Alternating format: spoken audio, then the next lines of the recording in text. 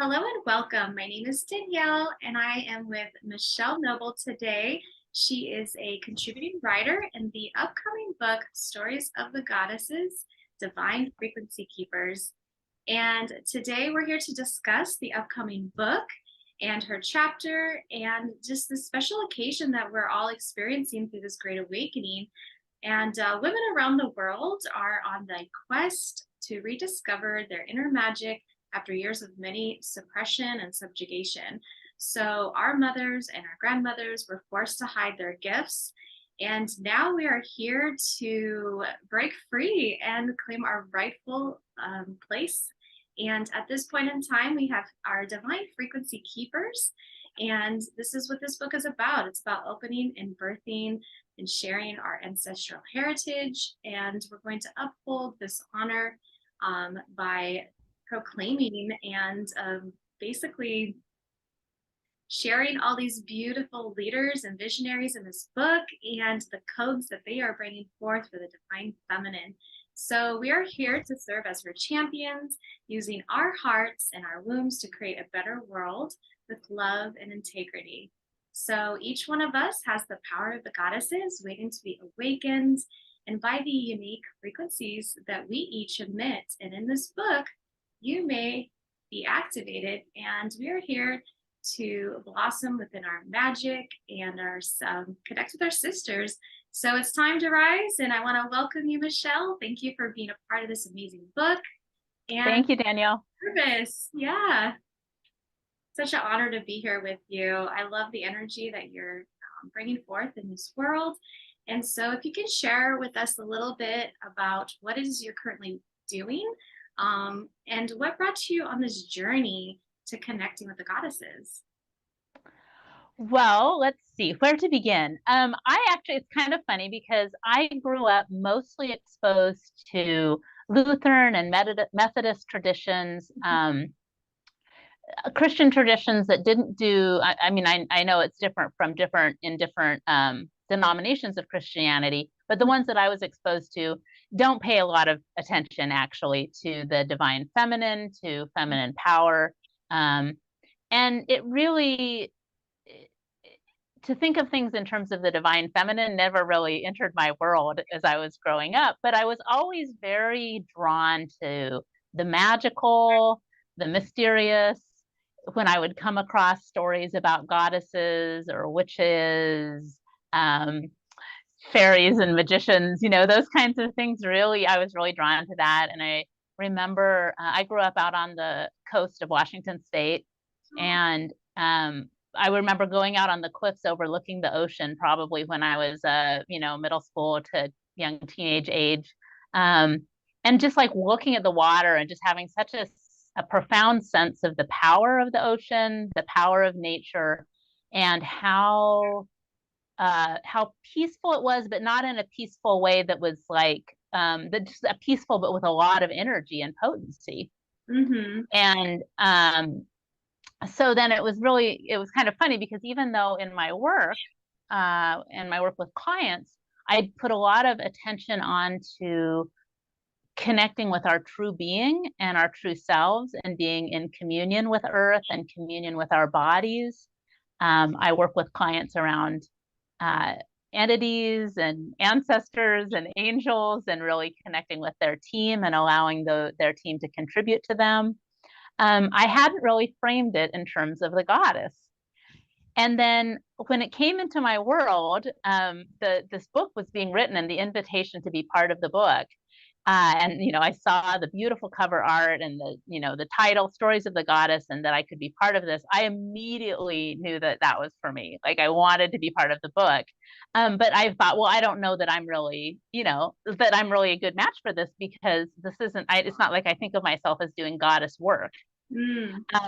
So I started talking with Radhaa about the project and telling her about the work that I did. And it immediately was obvious that there was this energy around the earth and how the earth does motherhood and the way that nature is with its children, with with like the way that the nurturing that nature does has a really different energy than how we're told motherhood is supposed to look, or a good mom, how would a good mom be? And it really, so that was where I thought I was going to go with the chapter, is all about this. And it actually does end up being a big part of the chapter, but it ended up being, I was, in one of our first writing get-togethers, writing groups, I was talking about this, and we were having some time to write and start to connect with the energies of what our chapters would be. And I was very aware that there was another goddess there, or there was another goddess presence. And so I started to ask questions like, okay, who are you? Who is this? What is this? What would you like to contribute to me?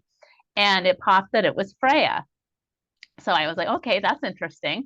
I have my primary genetic background is Norwegian and Scots. Of course, Freya is a goddess that was a Norse goddess, a goddess that was worshipped by Celtic people all over that region. So I thought, well, that's kind of cool. You can imagine like a great grandmother wearing a pendant or something that honors Freya. And this is also funny. We're big cat people. My family, my family and my daughters and I, we're big cat people. And so the fact that Freya's Freya's chariot is drawn by cats is like spot on. So anyway, and I looked up what started looking at a little bit about what Freya represented, and these energies of Freya, of yes, love, but also gold and wealth, fierceness. She half of the warriors, the Viking warriors, go to her fields after they die. Love, sex, fertility, war. She's so fierce, and yet also represents. She has this voluptuous. Her daughters, their names mean treasures. So there's this potency in her as a powerful representation of motherhood, and but of feminine strength and fierceness. And when I read this little brief description of what she represented, I just started to laugh, because the work that I do, my business is called the Calmer Mom Project, and I work with women and in pregnancy and new moms. And the thing that comes up over and over again is women have this point of view that it's been impelled at them that a good mom is always this sort of tranquility, this gentleness, the mom who never yells, the mom who is somehow always just calm and above the fray, somehow this is the ideal that we're supposed to aspire to. And yet, one of the women that I most hold in highest regard as a mom tells a story about how her two boys were so intense with the way they were with each other, not like fighting, but just the intensity of their energy. If she'd come into the room and just been like, okay, it's time to get ready for bed now, like they wouldn't have even known she was there. The only way she could show up for them was with intensity, not anger, but intensity. And so there's this whole side of being a mom that gets kind of a bad rap. And yet if we're not able to or willing to bring that intensity with our kids, we're actually robbing them of a whole level of energies and possibilities and choices about how they could show up as required. So anyway, I just loved it. When I read that description of Freya, I was like, okay, how cool is this? And that's ended up being, as my chapter unfolds, I played a lot with those energies of both the earth, the way that nature does motherhood, that includes fierceness, and this Freya, the energy of Freya. So now I've got Freya on my team. So how does it get even better than that? I love it. That's so beautiful. And I like how you brought up, nature and our mother Gaia, because this is so intertwined, the cycles of life. And so if you were to share with the women that are listening, and men, because this is a book that is for humanity, could you offer them any advice as to, if they're starting out on their journey, and kind of like you were picking up on the signs, that's such an important message. And it's sometimes simplicity is the best way. And so for people who are just starting out on their journey with the goddesses, what advice would you offer them who are just starting out? Well, it's interesting. There's a concept and I spoke to this a little bit already, but there's a concept in psychology, they call it confirmation bias. Okay. And it's a tendency to seek out evidence of what we've already decided is true. Yeah. And so I would invite anyone who's beginning their goddess journey or has been journeying with goddesses for a long time to be willing to be very curious Mm. and be willing to see and receive the unexpected, which was what happened. I had this whole set of ideas. What my mind had come up with would be the best way to tell the stories that I wanted to share and talk about the things that I wanted to have included in my chapter. And something entirely unexpected showed up with Freya's presence in that chapter. Um, so I would say that would be, I mean, curiosity is a superpower. And so as you go forward in your exploration, don't just look at the things that don't just don't just look for the things you are looking to see. Be Mm. willing to get curious and see what lies beneath that and what gifts those things could be. Even the things, even in, some goddess stories have a lot of may even have like violence or anger or sort of things. Like one of the stories about Freya, and if someone's like a total like Freya fan, like knows all the stuff, like I might like totally like not get the story quite right. But the gist of the story, as I understand it, is she's famous for this beautiful necklace, golden necklace that she wears. And the information I found about that was that the way she got the necklace was that there were some dwarves who were amazing craftsmen. And the dwarf was like, well, if you're willing to lay with me, I will give you this necklace. And so Freya's like, I can do that, and so that sexualness, that energy, and in our current culture, we have such points of view about the idea, what, you'd have sex with a guy for a gold necklace? But what if sexualness was not this, was not the energy that we've decided it is? What if it's this creative, generative energy? And what if her willingness to gift that aspect of something she could give, something she is rich in, and his willing to gift to her what he was rich in, his capacities with gold, was just a beautiful exchange of energies if there was no judgment placed on that. So that's an example. If you come across these stories, the goddesses that you're drawn to, the places that you go, the things that show up unexpectedly, be willing to play with a different point of view and see what you can learn, see what you might be able to receive. Wow, that's so interesting. I never knew that about Freya. There's things you learn, you're like, wow, it could be shocking. But it's not bad. It's also being curious to like, oh, curious to know like what perspective can you gain from this that's going to give you wisdom and just also liberate you too. Because I feel like the goddess they're so complex, but the essence of a goddess is very sensual and a lot of times sexual too. It's that creative force energy. So there's no right or wrong, I think, in terms of learning from a goddess because there's so many elements. It's beautiful. How do you see that the goddesses are awakening and rising in the world today? I think that, so what I see, so my daughters are 9 and 13, and particularly with the 13-year-old, where she's becoming more, she and her friends are becoming more and more independent and expressing themselves in more and more ways as they really move from being children to becoming young people, young adults. Right. And what I see with them is the definitions of feminine or masculine or identity where we have to, there's an expectation that we align with and show up in a certain way. Those things are melting. And there's a lot of resistance to that melting. It's very common when you talk to, I'm 50, people of my generation, when I was growing up, gosh, kids who didn't fit the mold who were just treated abominably in terms of how they presented in terms of their gender. You might be able to get away with being a tomboy, Mm-hmm. but you still were sort of expected to fit into a certain level, want certain things that were actually, that were sort of sanctioned. And, if you were a boy who showed up in a feminine way, at least where I grew up in a really small town out on the coast, that was kind of suicidal. Like the amount of courage a kid would have to have totally shown all those aspects of themselves if they didn't fit into these boxes was incredible. And like I said, possibly even dangerous.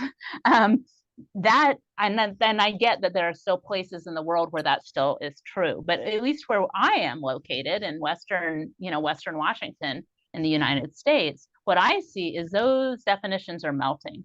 The the permission and the willingness to claim showing up as whoever you choose to be in that 10 seconds, knowing that that may not be the thing that you choose to be your entire life and that that can be fluid. To me, that represents much more of an embracing of all the divine energies, including that of the goddess. And like we've just been talking about with Freya, this is not a woman who walks and who stays in her feminine lane, whatever that means, right? The Yeah. energies that she's willing to be in some places and spaces would not be considered feminine energies.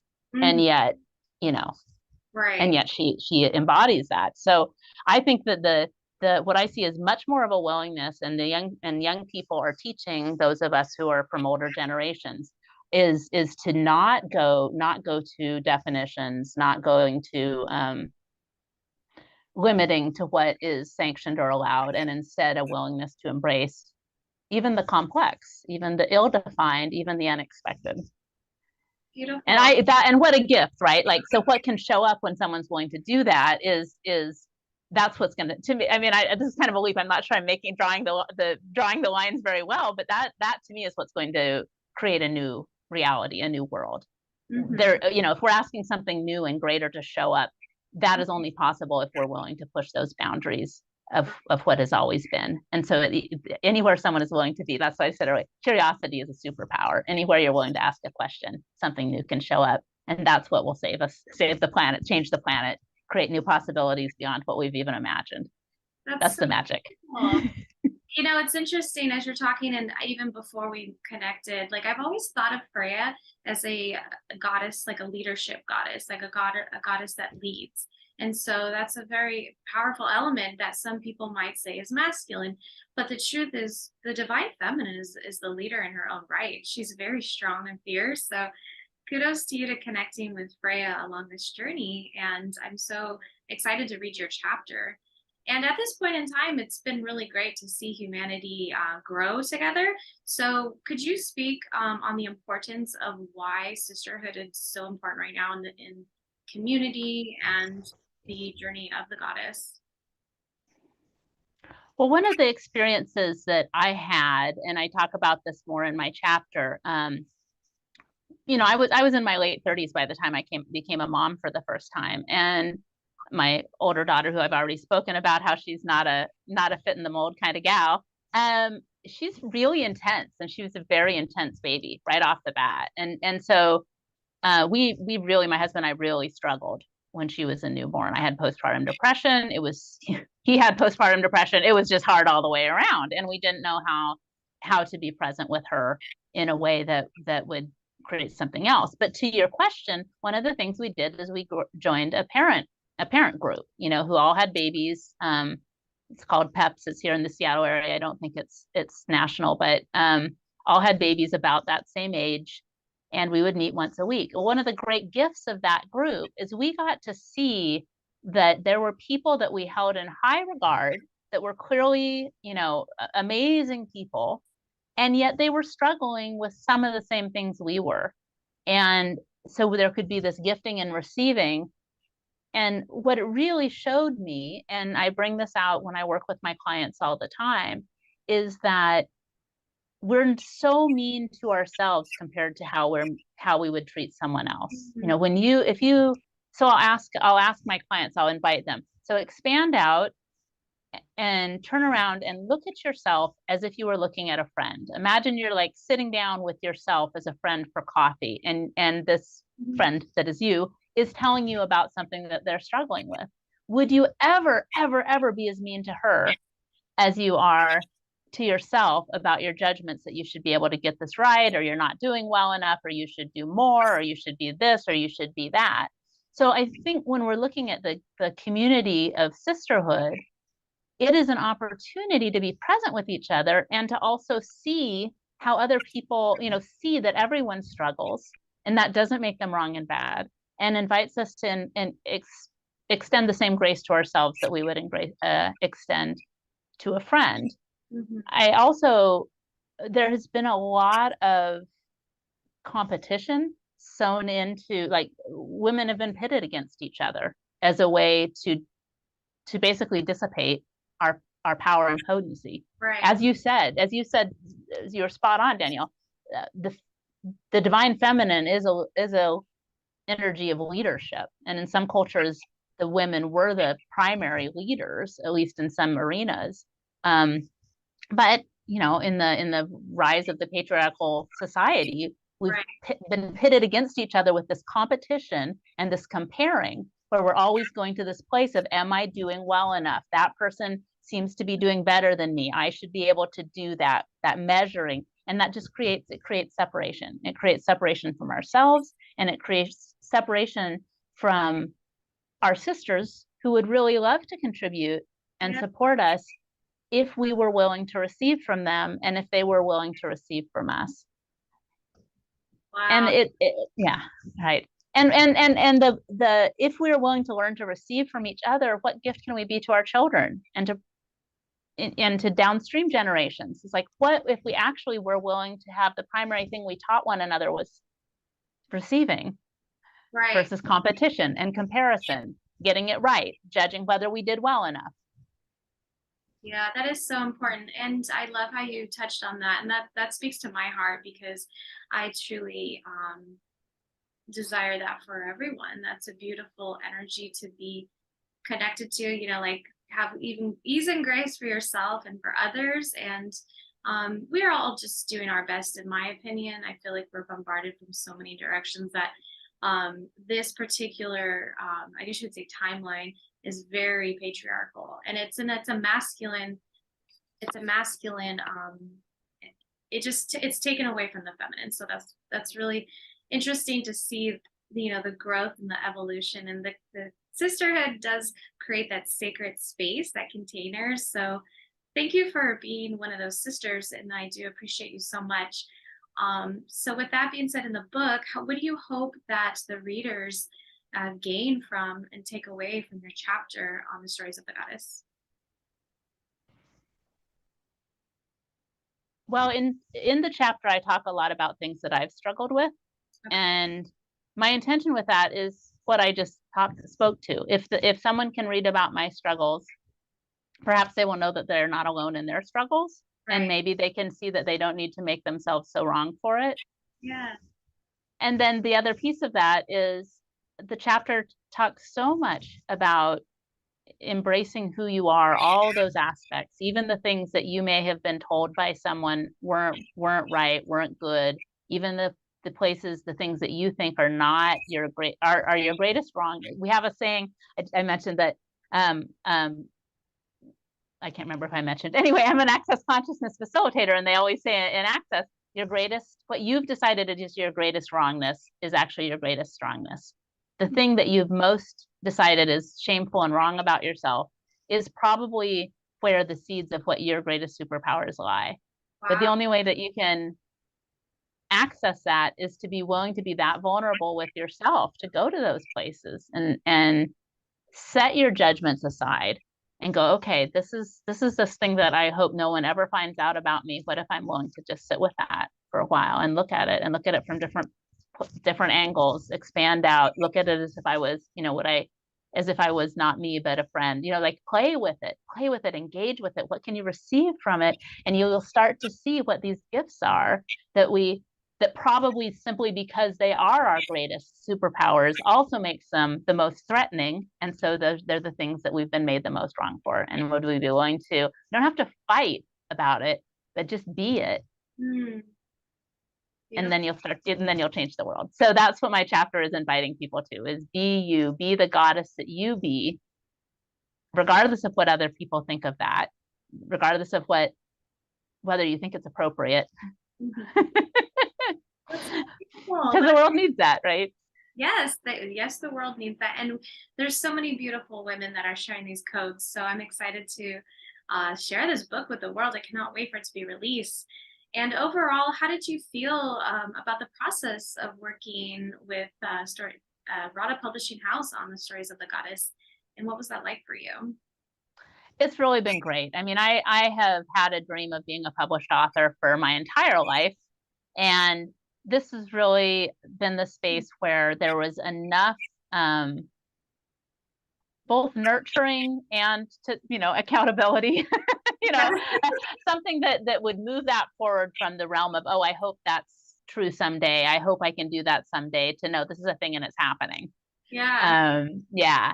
And so, it's really been great. Radha is amazing, and her team is amazing. And the opportunities to connect with the other women has also, I was lucky enough to get to read Diana Jehodi's chapter, because she and I were friends before, and it's phenomenal. And I just know there's going to be such wealth in this book, from the women that have been willing to be vulnerable and expose themselves, expose some of those shadowy places that maybe aren't so easy to show the world, and invite other people to receive from that. So it's really beautiful. That's amazing. I'm so proud of you, Michelle. Okay, well, what would you say and advice would you give to someone who is wanting to be published and they're looking to collaborate with a publishing house? Well, one of the things that I did when I first found out about the project, my heart, my intuition was like, yes, I'm in. And then, my cognitive mind was like, well, maybe you should check this out a little bit. Right. So I just, I did a little Googling. I went on Amazon and I put in Radhaa Publishing, and all these beautiful books popped up. And then I did a little more Googling, and like when I put in keywords about like self-publishing or collaborative publishing, those kind of keywords, not self-publishing, but collaborative publishing, Radhaa came up over and over again. And, the images. And so what I could see from that is, this wasn't going to be an experience where, I write my chapter, I put my heart into it, I put it out there, and then it goes, and then nobody ever sees it. Right. That Radhaa is actually willing to put her incredible expertise, the energy of the publishing house, and her personal energy. She's really investing in this because she has her own personal mission around getting stories heard, empowering through story, through writing, lifting women up, lifting the world up through story. And so, she's not just doing the minimum she can get away with for us to say, oh, now I'm a published author. She's like, no, no, it doesn't stop there. So that has also been amazing and exciting. And like you, I just can't wait till the book is actually, birthed into the world in a way where other people can receive from it and read it. And I can't wait to read all the other chapters. Oh gosh, you're getting me excited. I'm like, I want to read the chapters now. Yeah, no, I want it now. our inner 2-year-old, right? Now. Can we just do this now, please, Mom? Yeah, that's so beautiful. Thank you for saying that. And I do see that too with Radhaa Publishing, and I like the way you worded that, because that's not something that people always see that perspective, and it's really important because when you're putting yourself out there and being vulnerable, you want to know who you're working with. So the consistency is really important. So I like that. Yeah. And can I say one more thing about that too, is that I'm a businesswoman. I'm an entrepreneur as well. Entrepreneur, that's always such a hard word to say, as well. And so it was important to me that part of this adventure was also about inviting people personally to work with me, or to at least, look at the possibilities that I offer through my business. And so if you're a person who has a strong sense of something they would like to create and contribute to the world, this is such an excellent way to do that. Yeah. It's such an accessible way to do it. And, gosh, I've just spent thousands and thousands, probably tens of thousands of dollars on different kinds of business coaching to see how I, to get my business out in the world, to look at, to be actually published as part of this amazing project. And I, again, my cognitive, I listened to a lot of reviews that were on the YouTube site for Radhaa, and like what it had created for people's businesses. And it is phenomenal. It is basically what I've been asking for, is a way to get out to the world and invite them to what I know they can receive from the work I do and the way I work with clients. So That's so beautiful. I love that, Michelle. Well, with that being said, can you share with us what it is your special offerings are and what it is that and where people can find you? And of course, I'll be sure to link all your information down below. But if you could just touch on that real quick before we head out. absolutely. Yeah. So my website is calmermom.solutions. It's a little tricky because it's dot solutions, not, no dot comming in there. So Calmer Mom, all one word, dot solutions. My business is the Calmer Mom Project, like I mentioned earlier. I just put out episode 0 of my podcast. There will likely be more by the time people are actually seeing our interview, but and that's the Calmer Mom Podcast, and it's out on all the usual platforms. I invite anyone who is interested in to schedule a free chat. That's always where I start with clients or potential clients, people who are interested, is talking with them about what they have going on in their lives, what they would like to change. And then we can really shape how we work together if they choose it, if it feels right, if it's right to them. So that so it's offering them something that can really create the change that they're asking for.